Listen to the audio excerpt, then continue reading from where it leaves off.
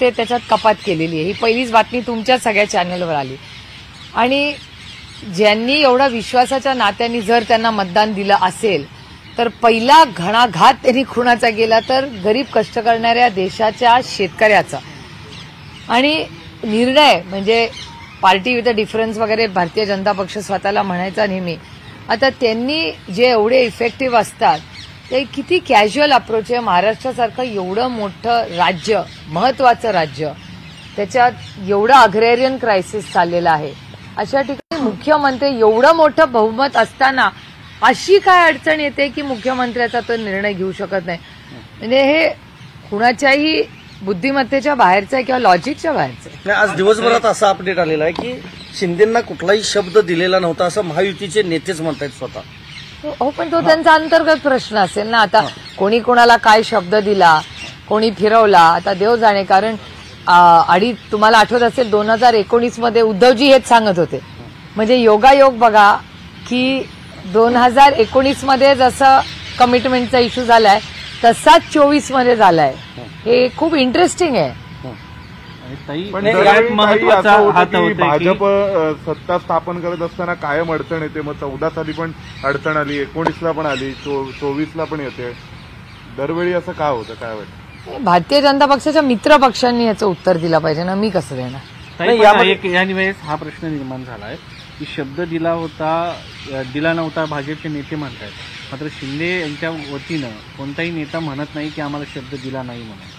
त्याच्यामुळे असं सांगितलं की प्रॉमिस दिला आहे तर आम्हाला खात्री आहे की भाजप हा प्रॉमिस हो. पण मग 19 मध्ये उद्धवजी हेच म्हणत होते ना. म्हणजे जणू का टर्न बॅक द क्लॉक. तुम्ही 5 वर्षाचे आधीचे दिवस आठवत आहेत मला. उद्धवजी हेच वारंवार सांगत होते. 2019 मध्ये त्यांची जेव्हा युती तुटली ती ह्याच्यावरच तुटली ना. कारण का उद्धवजी सारखं म्हणत होते की मला शब्द दिला होता आणि भारतीय जनता पक्ष नाही म्हणत होती. आता तीच परिस्थिती पुन्हा झाली आहे. मी तुमच्याच सगळ्या चॅनलवर, कारण का शेवटी शिंदे साहेबांच्याच चेहऱ्यावर झालं ना सगळं.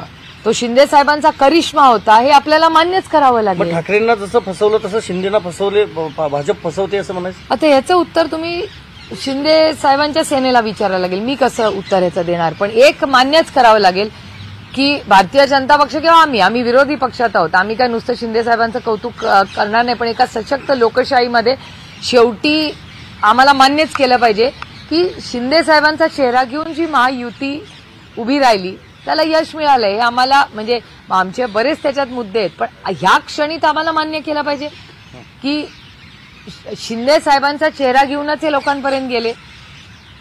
ते नेते, ते मुख्यमंत्री, त्यांनी केलेले कष्ट हे मान्यच करायला लागेल कुणाला. हे तुमच्याच चॅनलवर कव्हर झाले. या सगळ्यामध्ये एक मुद्दा हा आहे की उद्धवजींनी जी भूमिका घेतली होती ती एकनाथ शिंदे घेतील तुम्हाला असं वाटतं?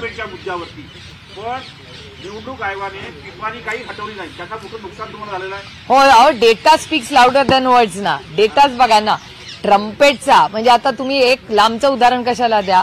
आपले निकम त्याला आंबेगावलाच एकाच नावाची 2 माणसं प्लस त्याला ट्रम्पेट आणि एक म्हणजे तुतारी आणि पिपाणी देऊन तिथे किती 3000 मतं का काहीतरी त्याला मिळाली. आमची सीट 1300 मतांनी गेली.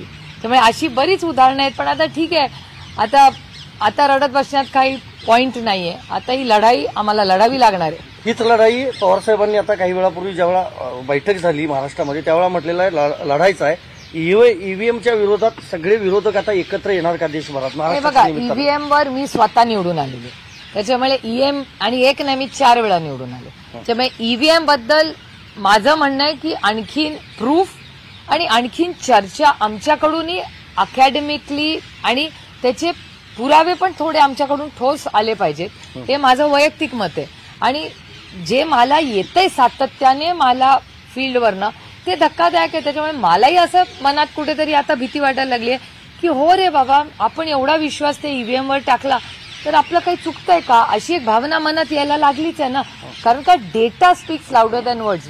मी कितीही म्हणले तरी data has to logically explain ना. शेवटी टेक्नॉलॉजी आहे. बॅलेट पेपरवर व्हावं ही आमची सगळ्यांचीच मागणी आहे. आणि अनेक म्हणजे माझ्या ह्या नाही, मागच्याही इलेक्शन माझी मागणी होतीच. त्याच्यामुळे जर माझं काय म्हणणं आहे की एवढं तुम्हाला घंटलीत यश मिळतच आहे तर मग बॅलेट काय आणि ईव्हीएम काय, तुम्हाला बॅलेटवर घ्यायला जर मागणी असेल तर काय अडचण आहे ताई, बॅलेटवर आता घ्यायला? जे आकडेवारी समोर येते त्याच्यामध्ये प्रत्यक्षात झालेलं मतदान, मिळालेलं मतदान याच्यामध्ये तफावतीचे आकडे मांडले जात आहेत. वेगवेगळ्या भागातून व्हिडिओ समोर येत आहेत की या ठिकाणी स्वतःचा उमेदवार त्या गावातला आहे, त्या गावात त्याला एकही मतदान मिळत नाहीये.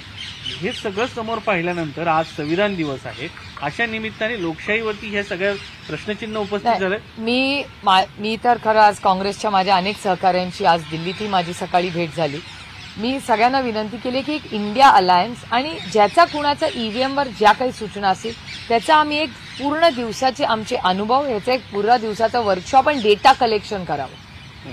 सगळ्यांनी एकत्र यावं, दिवसभर बसावं, डेटाचे आमचे अनुभव, हरियाणाचे अनुभव, त्या सगळ्यावर एक सविस्तर चर्चा व्हावी आणि मग सरकारकडे आम्ही हे मांडावं की बाबा सरकार किंवा इलेक्शन कमिशनकडे जाऊन की बाबा असे 1, 2, 3, 4, 5 असे आमचे काही प्रश्न आहेत, हे खूप गांभीर्याने घेतलं पाहिजे आणि एका सशक्त लोकशाहीमध्ये त्या गोष्टी झाल्याच पाहिजेत.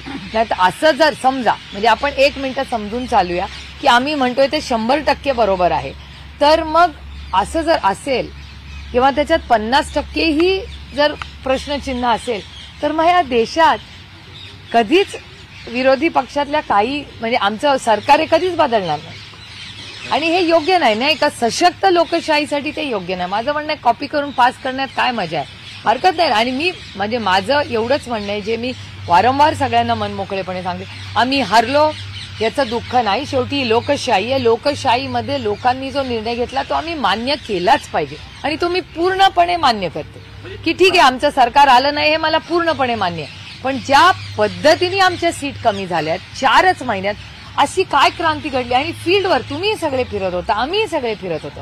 म्हणजे असं नाहीये ना की तुमचं काहीतरी वेगळं मत होतं, माझं काहीतरी वेगळं मत आहे.